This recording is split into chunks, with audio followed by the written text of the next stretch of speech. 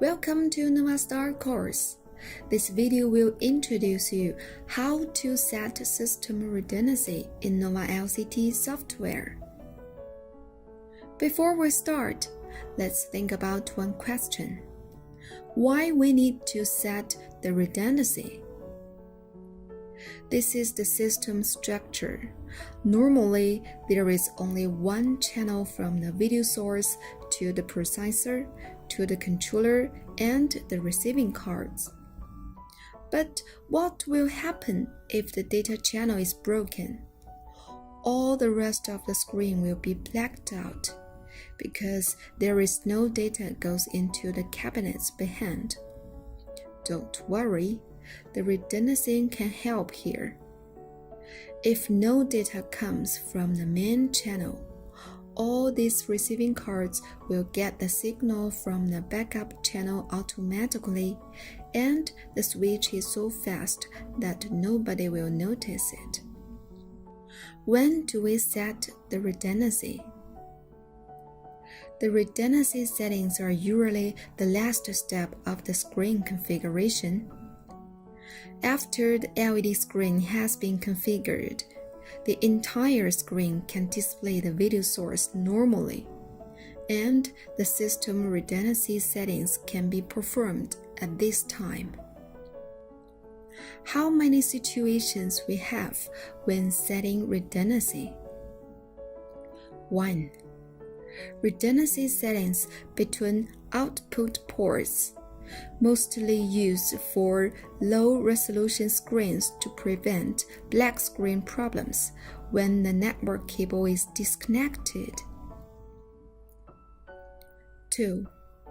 Redundancy settings between sending controllers, mostly used for high-resolution screens to prevent black screen issue when network cable communication error or video signal cable disconnection.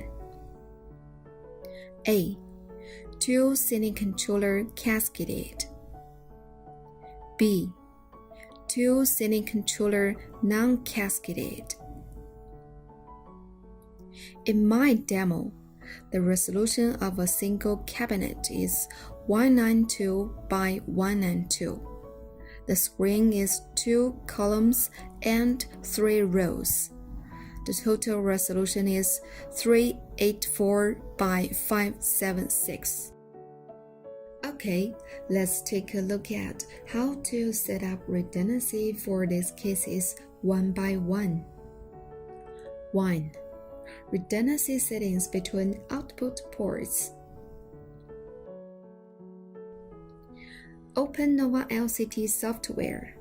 Click User and select the Advanced Synchronous System User Login. The password is admin. Click View Detail of a Device, and we will know there is a VX6S connected to this system. Click Screen Configuration. Go Next. Get into the setting card setting interface. Click Add from the redundancy setting area. Tap the corresponding relationship at the pop-up redundancy settings window. The serial number of the primary and backup sending card is the same, default 1.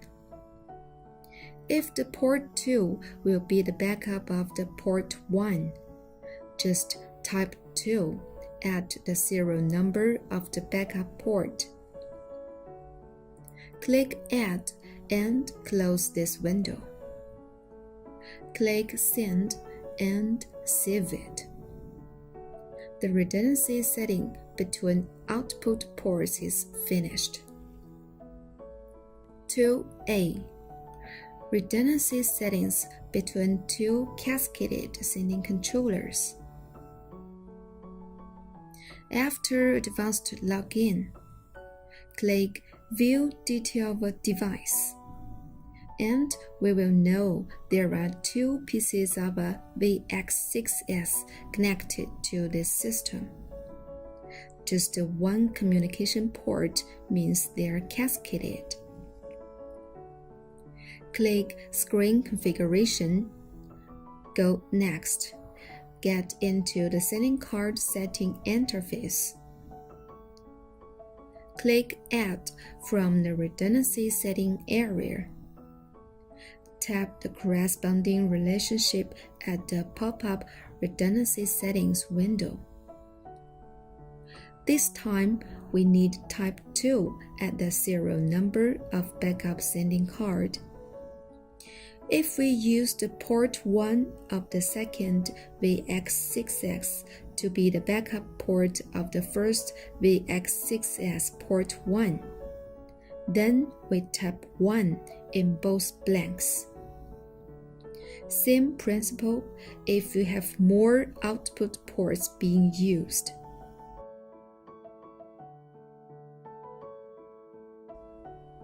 Close the window. Click Send and click Save.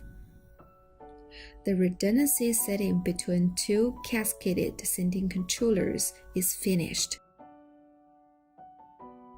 2B.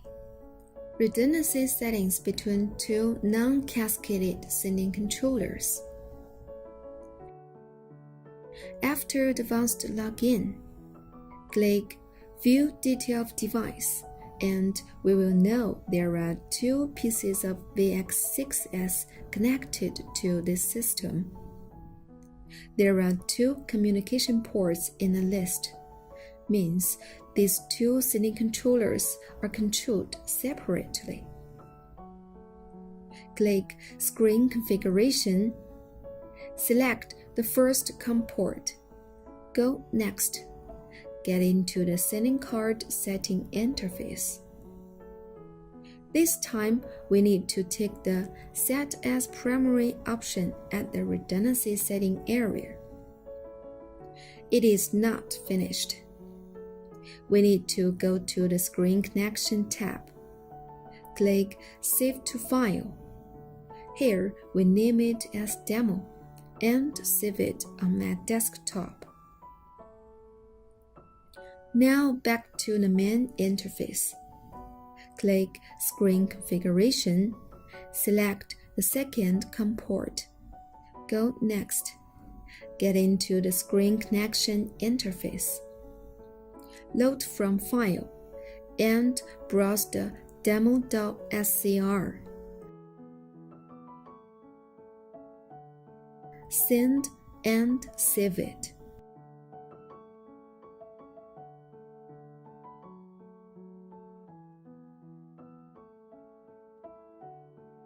Then back to the sending card interface.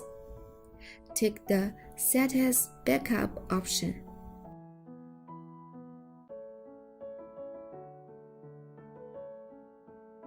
And save again. The redundancy settings between two non-cascaded sending controllers is finished. Except the software settings, we can also finish redundancy settings with hardware. Use the knob and the front panel to find the redundancy setting menu. Set the first sending controller as primary and second sending controller as backup. Two sending controllers need to have the same screen mapping. Okay, that's all for the redundancy settings. Thanks for your watching. See you next time.